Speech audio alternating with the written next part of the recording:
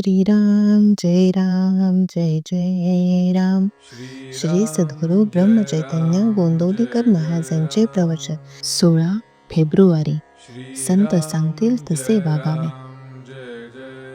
ज्या स्थितीत परमात्मा ठेवतो त्यात आनंद मानावा. प्रपंचातल्या दुःखाबद्दल वाईट वाटून घेऊ नये. आपण जगात वागताना सर्व माझे माझे असे म्हणतो, पण प्रत्यक्ष आपल्या वाटणीला किती येते याचा कधी आपण विचार करतो का? मिळण्याची आणि मिळवण्याची हाव वाढल्यामुळेच आपल्याला खरे दुःख होते. ही हाव नाही शिवायला भगवंताच्या स्मरणात राहणे हा एकच उपाय आहे. मी भगवंताचा आहे हे जाणीव ठेवून वागावे. भगवंताकडे चित्त गुंतवून ठेवणे हाच खरा धर्म मानावा. जगाला फसवू नये आणि जगाकडून फसले जाऊ नये. नामात जो राहिला तो सत्संगतीत राहिला. व्यवसाय आणि हौस याप्रमाणे आपण संगत धरतो. मनाची आणि नामाची संगत जोडून द्यावी. मालकाच्या बरोबर असलेला कुत्रा ज्याप्रमाणे धीट होऊन दुसऱ्यावर भुंकतो त्याप्रमाणे आपण भगवंताच्या आधाराने राहावे. भुंकू मात्र नये. नेहमी लीनता ठेवावी. मी साधन करतो हे विसरून जावे. त्याबद्दल अभिमान धरणे म्हणजे साधनाला कमीपणाच आणणे आहे. आपल्या कामात लक्ष ठेवून सर्वांशी प्रेमाने वागावे. स्त्री दिराचा किंवा सासू सासऱ्यांचा मान ठेवते ते नवऱ्याला खुश करण्याकरिता. तसे भगवंताला ज्या रीतीने समाधान होईल त्याप्रमाणे आपण वागावे.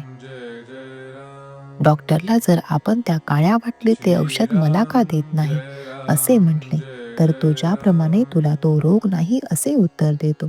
त्याप्रमाणे संत ज्याची त्याची वृत्ती ओळखून मार्ग सांगत असतात.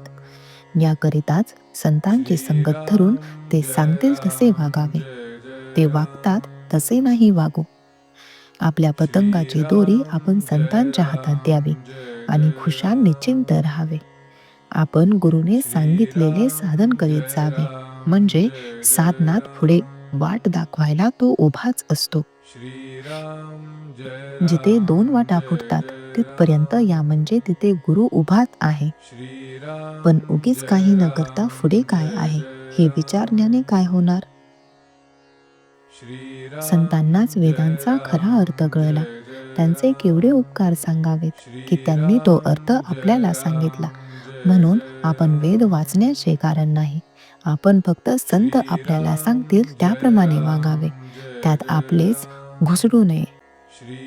आपले काम खात्रीने झालेच पाहिजे. पाणी घुटून बर्फ बनते. बर्फाच्या आत बाहेर जसे पाणीच असते तसे जो आत बाहेर भगवंताच्या प्रेमाने ओथंबलेला असतो त्याला संत म्हणतात. असे संत फक्त नामस्मरणाने जोडता येतात. सद्गुरूच्या आज्ञेचे पालन करता करता साधकाला नामाची गोडी लागते आणि नाम पोटभर घेतल्याने त्याचा आत्मा तृप्त होतो. श्रीराम जय राम जय जय राम. श्रीराम जय राम जय जय राम. श्रीराम जय राम जय जय राम. श्रीराम जय राम जय जय राम. श्रीराम जय राम जय जय राम. श्रीराम जय राम जय जय राम.